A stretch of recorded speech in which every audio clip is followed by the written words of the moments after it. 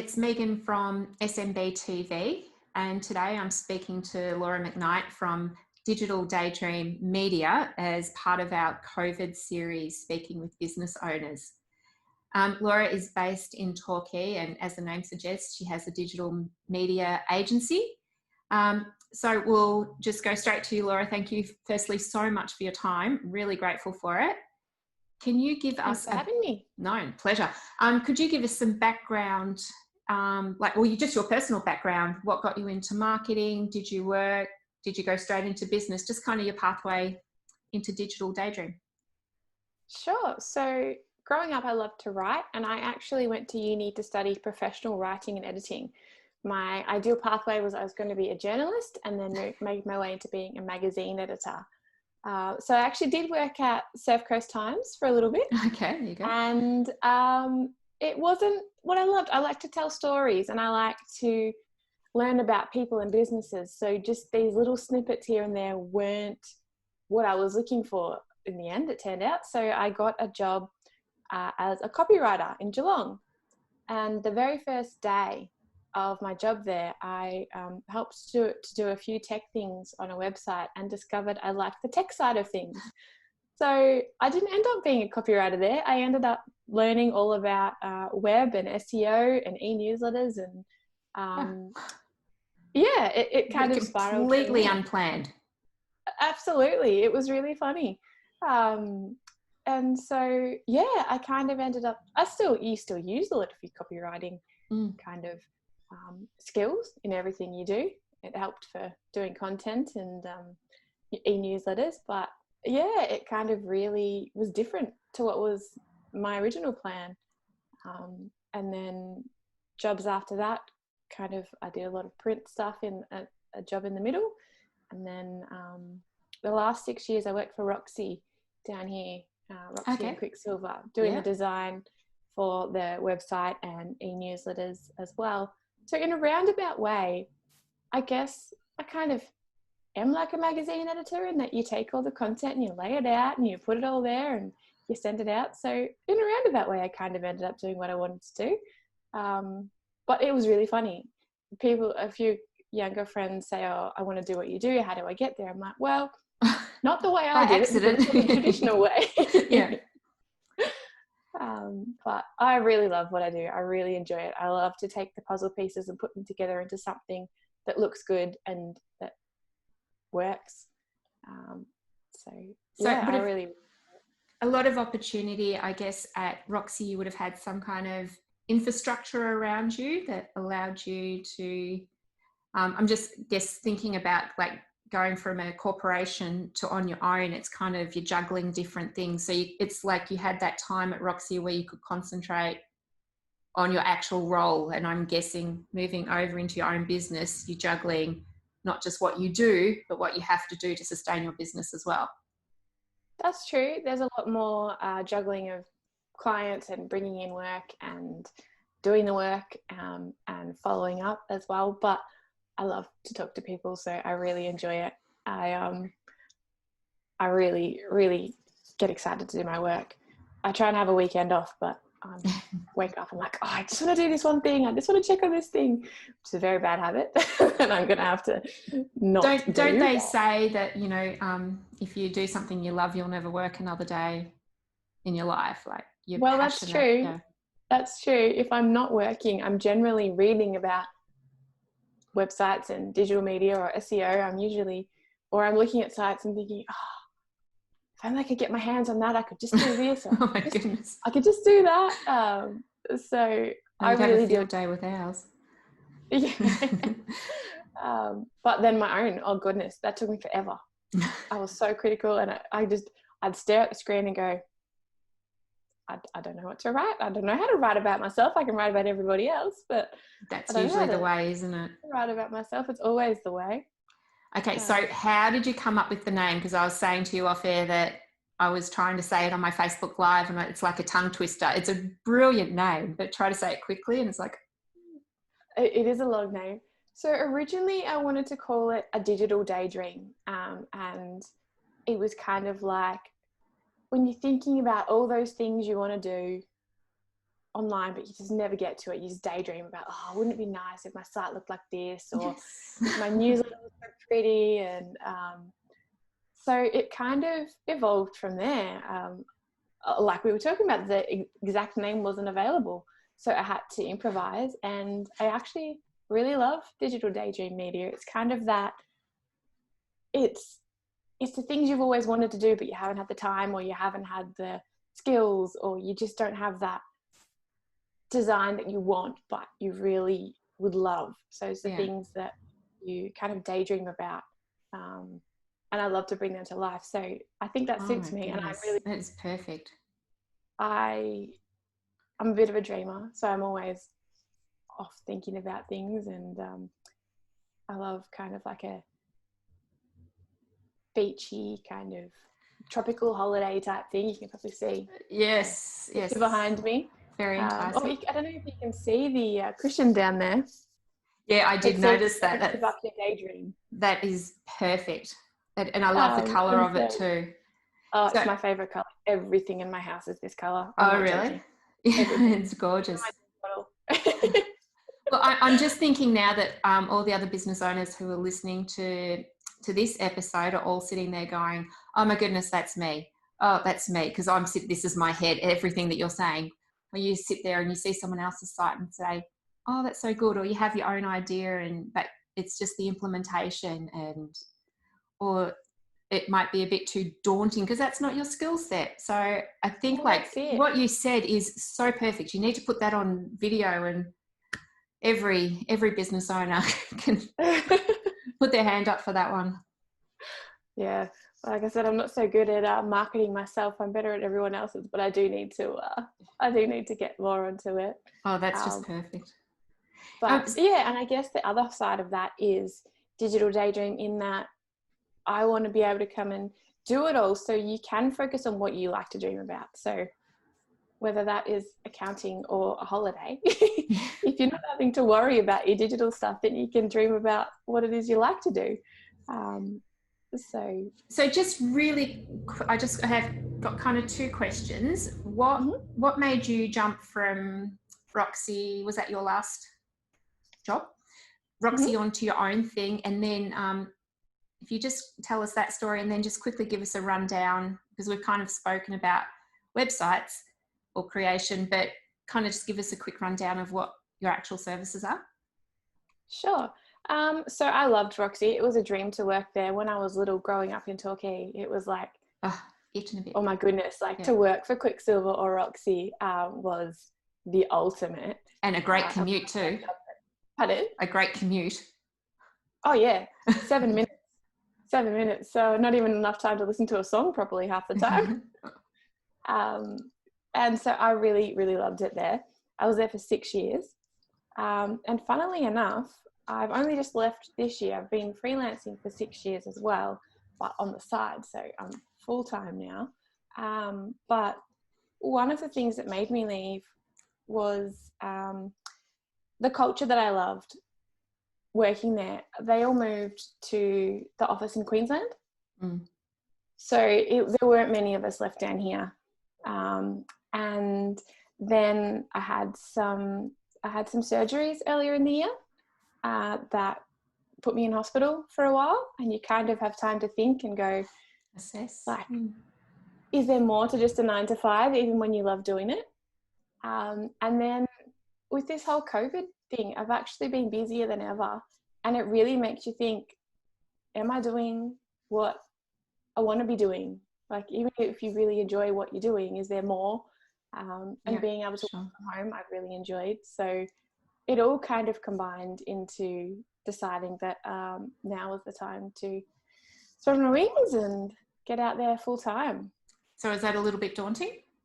Or you just felt at peace because you had time? Okay, yeah, it's still daunting. It's a bit daunting, but mostly exciting,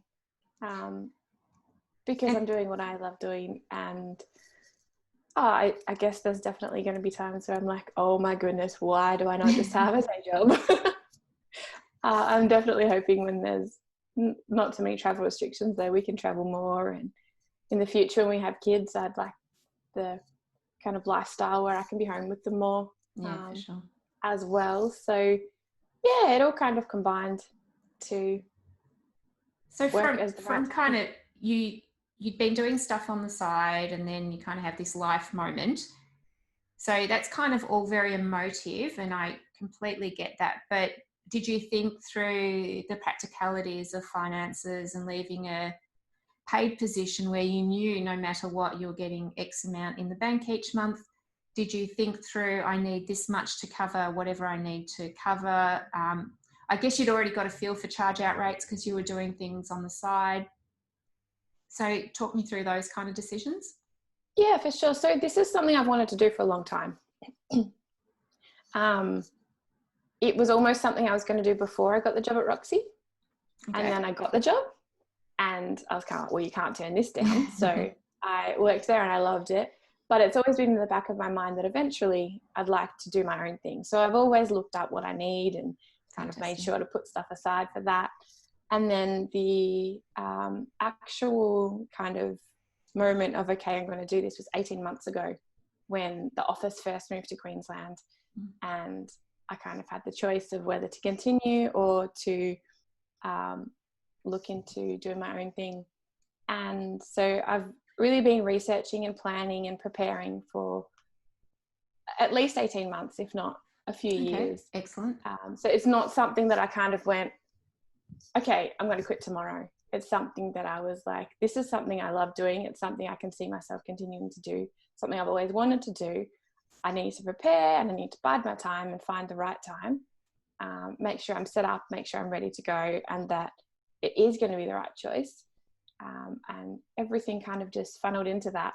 Perfect. So, yeah. Well, I guess it's like people say, oh, that was a lucky break, but they'd been doing the preparation for so long that when the opportunity came, it looks lucky. And it's kind of the same thing, that you've been planning it and had been going around. So when the time came, you were comfortable moving into that. That's it. That's it. And there's... Sorry, I'm just going to say, what's your suite of services? So websites, new websites, website redesigns, website content, whether that is just helping to put content on or taking a bullet point list and turning that into a written page of a blog or a page of content, e-newsletters, SEO, and social media graphics. As well, or general graphics, or just generally any digital content that needs a bit of sprucing up and proofreading, editing, formatting to look nice, read well, flow well. Yeah. Oh, perfect. Well, again, lots of business owners are sitting there going, all right, so take me back when you kind of, before COVID hit, and what was business life like for you? So before COVID hit, it was still quite busy. I was working full time as well as working with my clients after hours. So it was kind of the general things like updating websites, improving SEO, working with content that they would send me, helping send out newsletters. Then COVID hit and everything kind of just for a little bit went a bit quiet. Yeah. And then everyone went, I need to pivot. I need to change. I need this. I need to get online. I need this stuff online. I need information online about what I'm doing now. I need to switch and get my products online. I need to set up an online shop. I need to set up an online course. I need to brainstorm with you about ideas how I can reach my customers online rather than in person. A lot more people are like, I've never had a website and I can't see people, so now I need a website. Wow. And people are like, I'm not seeing people, so now I need to send out e-newsletters to keep them updated. So we need to get going on those e-newsletters we've been talking about for 2 years but haven't actually done anything. So it was quite interesting in that the kind of general day-to-day maintenance really kind of dropped off, and then there was this quiet period, and then it just exploded. And everyone's like, I need to be online. I need to have everything online and I need it now. But so, yeah. I guess it's a good problem that you had to endure. Well, yes. Yeah. I think count myself very lucky to be in this field and to enjoy being in this field. I talk to other web designer friends or forums, and everyone's the same. It's just taken off exponentially with everything. But if you enjoy it, then it's great, because you've got all these different projects coming through. They're not the same ones. So it's not just websites, updates, or e-newsletters. It's, I need to think of a creative way to get my products out there. I need to think of a creative way to reach people, or I actually have time now to get those photos done and to work on my website. So let's do it. Let's do this. So it's been really interesting in that I've got to do all the projects that we've been talking about, or maybe people have been putting off, or maybe people have realized they have to do it now. Yeah. So it's been really interesting seeing that kind of switch. And I'm guessing that you kind of set up for a virtual life anyhow. So I guess there wasn't too much of a hiccup, you know. Yeah, there hasn't really been any kind of transition, because everything I usually do is online anyway. I have clients in the UK and in the US, so we talk to them on video chat anyway. The only thing that's changed is a little bit of the face-to-face meetings, but we just talk on the phone or talk via email or talk on video chat. So it hasn't really affected productivity or the ability to do work. It's just meant that I'm just home a little bit more. But I have an office here that I love, and it's a good space. So I get up and I'm so excited to go into my office. And you can see it's nice and bright. So that's fantastic. It's a space to work from. And so you can just hear in your voice and the way you speak about it, your passion for what you're doing. And it's so contagious, because, you know, it's really brilliant. So I imagine for your clients, they're feeding off that energy. So you're giving them such comfort and encouragement that their business, which is, you know, their livelihood, is in really capable hands. So what kind of is your ideal client? Small, I'm guessing small business, or? Yeah, small to medium businesses. Mostly I tend to work with service-based businesses that have a service or a product, but I've worked with all different kinds. But mostly small businesses that just don't have the time or the skills to get their stuff out there. Well, it's also a question of, and I've spoken about this on other interviews as well, that line between I'm good at what I bring to the table for my business, how much do I want to invest in learning about that issue? And in your case, it's website design, maintenance, SEO, social media stuff. You know, do I want to invest in that, or do I want to try and keep doing what I'm good at and, you know, outsourcing that part? So, well, that's it. And there's things that I need done that I don't have the knowledge to do. So it's you kind of got to stick with what you're good at and weigh up whether it's worth learning a whole new thing or spending your time building your business and getting someone else to do those things that you're maybe not so good at or don't want to do. Yes, well, I'm saying this because I thought I'm doing a copywriting course, and I've worked out it doesn't interest me. I think it's good to have kind of a holistic understanding of it and be a bit more informed, because I think it's really powerful, but that is not my zone at all. Isn't it funny? And sometimes you think things will be, and you start to do them and you're like, oh, this actually really isn't what I thought. I just thought it would be really useful to understand the power. I mean, obviously I know the power of words, but understand it a bit more. But I've worked that out. No, it's good. It's interesting. And I'll kind of continue doing it just from a high level, but it's not something I can imagine sitting there doing all day, every day. So take my hat off to you. You like words. You're good with words. That's an enormous skill and patience that it's not me. That's true. Patience is a big part of copywriting. But I love to get my hands on the info and then craft it into something And I guess the journalist background of me still loves the stories. So that's another thing I love, that every client I work with has a different business and a different story. And even the things you wouldn't think would be super interesting, you always find interesting things. Yeah, I agree. And you learn things about all the businesses that you never even would have thought. So yeah, you're always learning something new and meeting different people and coming across new challenges that you have to kind of think creatively to fix. Yep, exactly why I'm doing this interview series, because everyone's story has got such power, and sometimes that business owner doesn't see that until it's kind of brought out of them, that they've got so much to contribute, and it just empowers and encourages others. Absolutely, I totally agree. So for your clients, what kind of feedback are you getting on how they're coping with COVID?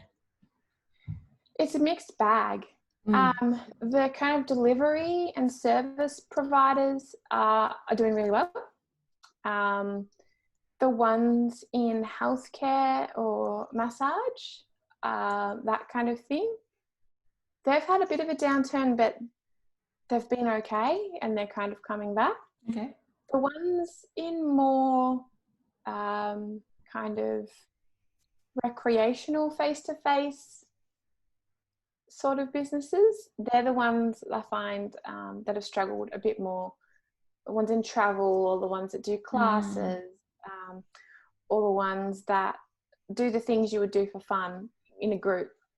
I've definitely found quite a lot of those are struggling. But then on the flip side, quite a few of those have gone, at the start I panicked, but now the world isn't ending. I've kind of got, everything is okay, and now I have some time and I can actually start thinking about those things I haven't had time to do because I've been so busy.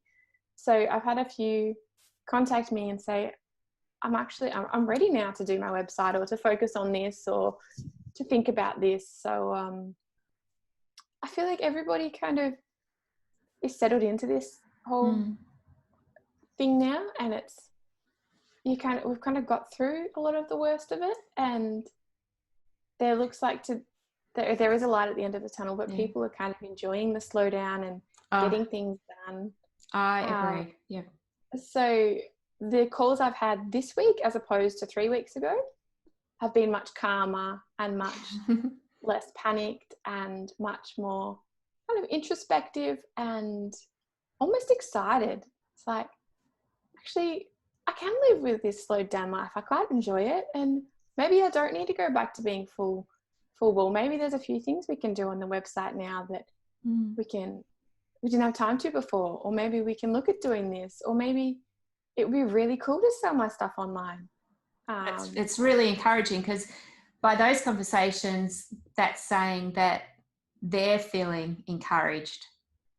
So from an economic perspective, I still know it's a long road, but if business owners are starting to feel a bit encouraged, that's a good sign for everybody. Yeah, I think so. And I think everyone's there's been a lot of innovation around how things are done, and restaurants that never delivered now deliver, and meetings are now all on Zoom, but we're all got a bit used to it now, and it's kind of been good. There's some really good things that have come out of it. I think there's been some great things. That's my biggest fear, is that when we come out, we just go rushing back to what it was. And there's actually been so many positives that we really need to stop and say, hang on, what do we want to take into the future, and what do we want to leave well behind? Yeah, absolutely. I definitely would like to keep some of the deliveries that have been happening down here. There weren't many places down here that delivered. Now there's heaps. It's great. I know, we do have a choice. We do. There's certainly been some rough times for a lot of people, and I really feel for the businesses that have been hit so hard and can't recover. Especially in our area, it is a tourist destination. I mean, obviously the actual community's growing, but they're still tourist-based businesses. And I do know some that have literally just had to sit there, and they will have to continue to sit there until, and no one knows when the until is. Well, So that's it. that's really difficult. Absolutely. And I just so feel for them. I really do. I guess we've just got to make the best of what Yep. we can and hope they can pick themselves back up, whether it's doing that or something different. Yeah, for sure. What about for you? So as we kind of, like you're just saying, I think we're kind of just entering into our new normal, whatever and however long that takes to kind of be properly defined. Do you see your business changing again, or kind of just going on the same trajectory? How are you kind of imagining life? I think that for a while we'll still be on the same trajectory of needing to get online and needing to do all these things. But I do think perhaps towards the end of the year it will settle a bit back into, okay, I have a website, I just need maintenance, I don't have time now to do all those things. So I do think it will settle a bit more towards the end of the year into a lot more maintenance and improvements rather than new and fresh and innovative. And I think all the people that have just got websites now that need to maintain them that will become much more of a focus. So I don't think the day-to-day will change all that much, but I think the tasks and the requests will flip back the other way. Yeah, absolutely. All right, so this is a question that I've been asking everybody. What advice would you have to someone who's listening who is debating whether or not to start their own business? Oh, good question. I think my advice would definitely be really sit and think about whether you want to do this every day. Like, is it something you'd want to do if it wasn't for the money? Are you only looking at the money or one aspect of it? Like, are you actually happy to do the work? Because working for yourself sounds great and being home all the time sounds great. And I guess I'm lucky in that I kind of got a little bit of a tester of that before I did, before I finished, because we had to work from home. And I was like, yes, this is for me. This is great. But I see quite a few people starting things because of the money, or because they heard that it's a great opportunity, or because they think it'll just be easy. So I would say no business is easy. You've got to do the work. I've got something on my vision board that says the only time success comes before, no, sorry. The only time, oh my goodness, I can't think of it now. Oh no, the only time success comes before work is in the dictionary. So yep, that sums it up. Yeah. So you'll always have to do the work. So you need to make sure that you're not just looking into this quick fix or this pie in the sky kind of dream, that you actually enjoy doing the day-to-day, which includes all the things you might not like doing, the admin and the follow-up and the emails and the marketing. Chasing money, selling, they can make people incredibly uncomfortable. That's it. And working without a team, just being responsible for yourself is great at sometimes, but if you're not talking to people and reaching out and being part of the community, then it can get lonely. And so I guess I'd say consider all aspects, not just the good side of things. Yes, the social media side, or the Instagram worthy side that it is now. That's it. All right, well, thank you. That has been really brilliant. Again, I'm really grateful for your time. When I edit this and put it all together, I'll put your website and your Facebook link and anything else that you want, so people can jump on and have a look at what you've done and what you offer. Because I think I'm not a marketer, but when you were talking, you seriously need to do something with that, because that's just speaking directly to the frustrations and the aspirations that so many business people have in not doing what they wish they could do. I need to get out there a little bit more, get out of my shell and get out there a bit more. It's always hard to market yourself. Yeah, I know, for sure it is. But you summed it up because you spoke exactly to my, like I said, my desires and my pain. So perfect. Yeah. Oh, good. Okay, great. All right. Well, again, thank you so much and really grateful for your time. You're welcome. Thanks. It was really lovely to chat.